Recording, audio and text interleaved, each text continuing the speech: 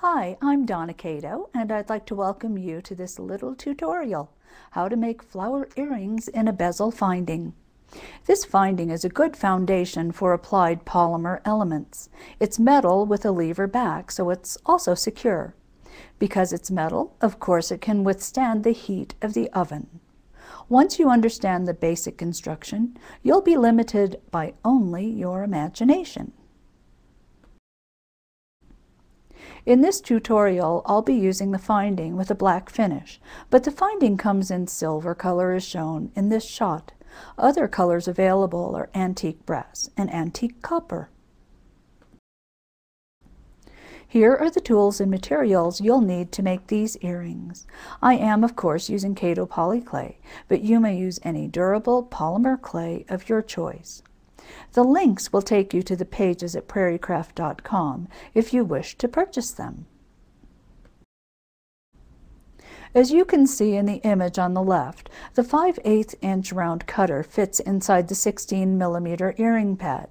This is very convenient, as we will fill the pad with a disc of clay.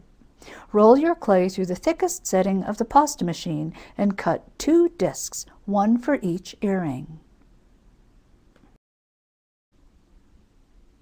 Apply a bit of CA glue to the pad. This glue will help prevent the clay from swiveling and turning. Now press the clay into the pad. The goal here is to force the clay all the way to the edge and under the lip that runs around. This trapped clay is what keeps the clay in the pad. Watch the video that follows.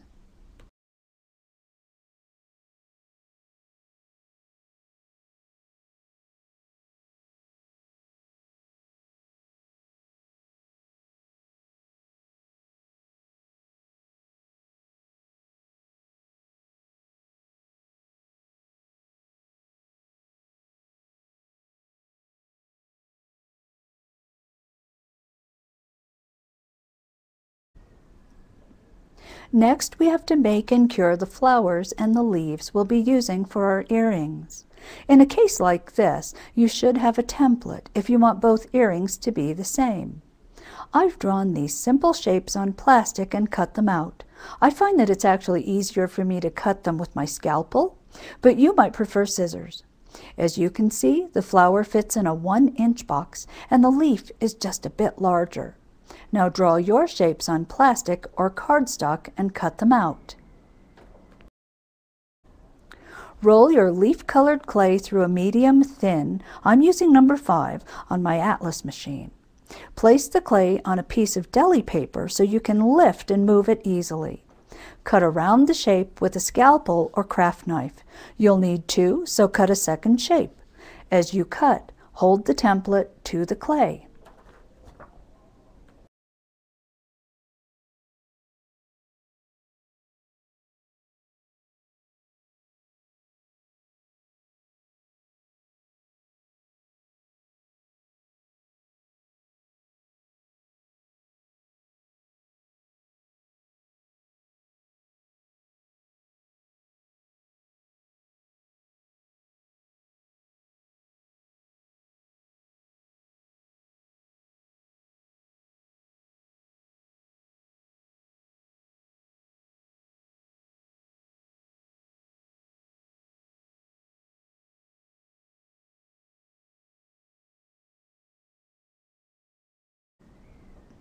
Press the leaves to the outside of a large metal or glass bowl as shown. They should be positioned in a mirror image fashion. Now roll the flower clay through the same setting. Place the clay on a sheet of deli paper and cut out 2 flowers. Press the flowers into the concave side of the depressions in a metal paint tray or another small metal or glass bowl. Texture them with a texture sponge. Watch the video that follows.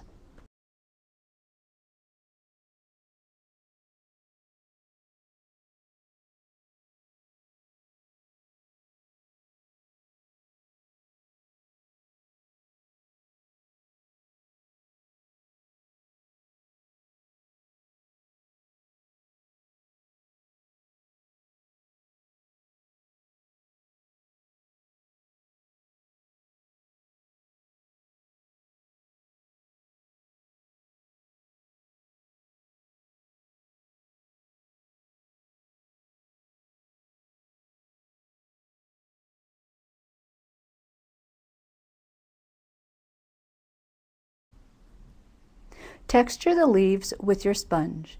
Now place both the bowl and the tray in your oven and cure following manufacturer's recommendations. I'm using Kato polyclay. I cure my clay at 340 degrees Fahrenheit for 40 minutes from a cold oven. After the flowers and leaves are cured, lift them from and out of the metal forms. Here you see what we'll use to assemble the earrings. To the center of the clay pad, apply a bit of poly paste. Since we're going to press a cured leaf on the raw clay, this will improve the bond between them.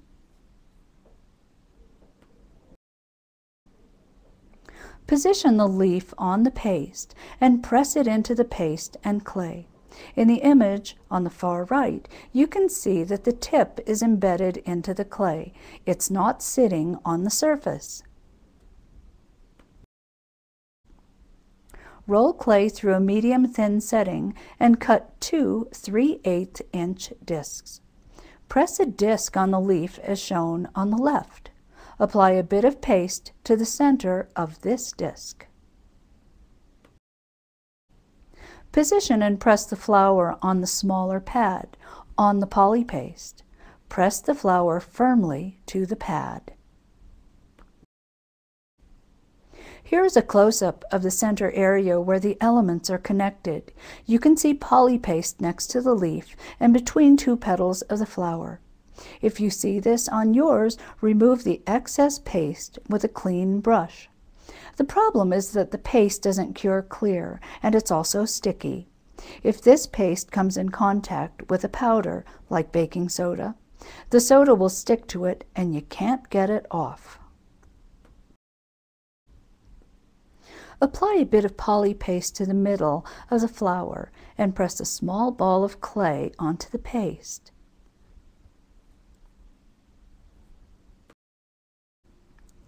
Pick up a rhinestone with your picking pencil, or if you don't have one of these handy tools, pick it up with your fingers and place it on the clay ball until the clay captures the rhinestone. Lay the earrings in a bed of baking soda. As you can see, the area where I applied the poly paste is not in the powder but above it. Now cure following manufacturer's recommendations. Once the earrings are cured and cool, dust them off and they're ready to wear. Thank you for watching this tutorial. These findings make life a lot easier and open many doors to add your own decorative touches. Just add cured elements to that nice sturdy base and off you go. For Craft Art EDU, Prairie Craft, and of course Kato Polyclay, I'm Donna Kato.